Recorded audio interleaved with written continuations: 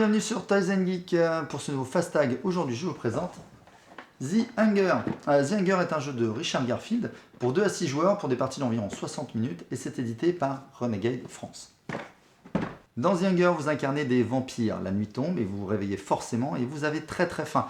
Donc vous allez sortir de votre château et vous enfoncer un petit peu dans les villes, les forêts, etc. pour vous nourrir. Sauf que vous avez 15 tours pour vous nourrir et essayer de revenir au château. Mais forcément, plus on mange et plus l'estomac est plein et moins on va vite.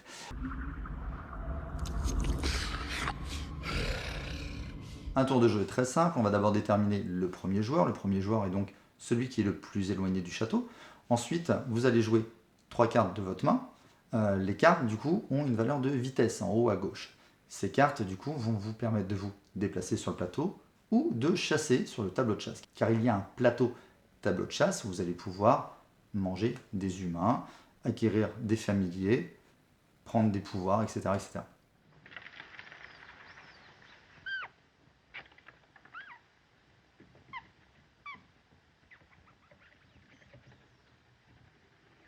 Les valeurs de vitesse vont pouvoir être additionnées pour vous déplacer sur le plateau. Vous pouvez utiliser toutes les valeurs de vitesse pour vous déplacer d'autant de cases que la somme de ces 3 cartes.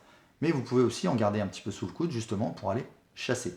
Si vous avez une valeur de 7 par exemple, vous pouvez choisir de vous déplacer de 4 et ensuite d'aller chasser dans la colonne 3.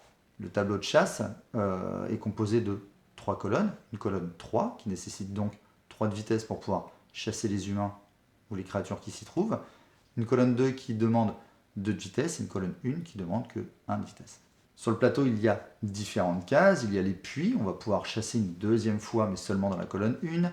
Il y a les cases trésors, on va pouvoir récupérer des pions trésors qui nous donnent des avantages, qui nous donnent aussi des points. Il va aussi y avoir des lieux où on va pouvoir digérer des humains qu'on aura mangés précédemment. Digérer permet d'enlever la carte de notre deck. Il y a les cryptes aussi, on va pouvoir prendre des missions, car les missions sont très importantes, elles vont vous permettre d'orienter un petit peu votre stratégie et vous rapporter pas mal de points en fin de partie. Et tout au bout du plateau, si vous êtes assez balèze et si vous n'avez pas peur, vous pouvez essayer d'aller choper une rose. Il y a 3 cartes roses, la première étant plus puissante que les autres bien sûr. Carte rose rapporte des points et en plus de ça, elle vous donne un avantage à chaque tour. Et à la fin de votre tour, on va piocher une carte de la pioche pour chaque emplacement vide de la colonne 3. Ensuite, on prépare le tour suivant, on avance le compte tour de 1 et on va décaler les cartes du tableau de chasse. C'est-à-dire que les cartes de la colonne 2 vont aller dans la colonne 1, les cartes de la colonne 3 dans la colonne 2. Donc dans la colonne 1, les cartes vont donc s'accumuler, ce qui fait que pour un de chasse, vous allez pouvoir prendre toutes les cartes qui s'y trouvent. Alors oui, ça peut rapporter beaucoup de points, mais ça peut aussi alourdir votre deck. Car la subtilité de The Hunger est là. C'est-à-dire qu'il va falloir manger des humains rapporte des points, mais alourdit votre deck, car les humains en fait ne servent à rien. Il n'y a pas de valeur de vitesse dessus, ou très peu, ce qui fait que vous allez vous retrouver à jouer des tours avec que des cartes humains qui ne vont rien vous rapporter, qui ne vont pas vous permettre de chasser ni de vous déplacer. Donc le timing est hyper important dans le jeu, car plus vous allez avancer, plus vous allez vous éloigner de votre château, plus vous allez manger d'humains, plus il va être difficile de rentrer, car forcément, vous allez alourdir votre deck avec des cartes qui ne servent à rien et vous allez avoir du mal à rentrer. À la fin du 15e tour, tous les joueurs qui ne sont pas rentrés au château, du coup, ont perdu, sont grillés sur place.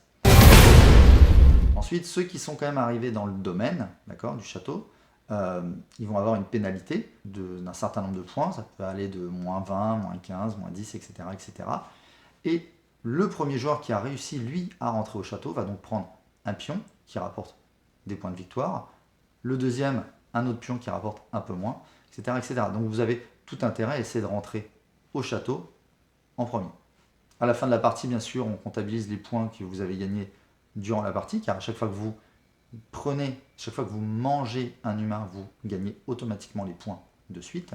Et ensuite, on va regarder toutes les tuiles objectifs et on va donc marquer des points selon que les tuiles vous font scorer ou pas. Le joueur qui a le plus de points gagne évidemment la partie. The Hunger se rapproche beaucoup du jeu Clank dans son aspect deck building et plateau, où vous allez forcément vous déplacer et devoir rentrer rapidement en premier pour avoir le plus de points, etc. etc. Sauf que, comme je vous l'expliquais tout à l'heure, la subtilité vient des cartes Donc là, on va acheter des cartes forcément pour améliorer notre deck. Là, on va prendre des cartes, du coup, pas forcément pour améliorer notre deck, pour marquer des points. Mais ça va alourdir notre deck considérablement.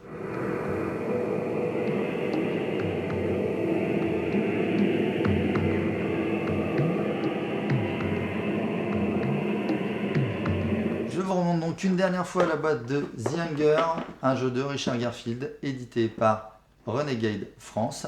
Merci d'avoir suivi cette vidéo, n'hésitez pas à liker, commenter, partager, vous abonner à la chaîne pour être prévenu des prochains fast tags à venir, et il y en aura d'autres. Merci de m'avoir suivi et à très bientôt. Tchou!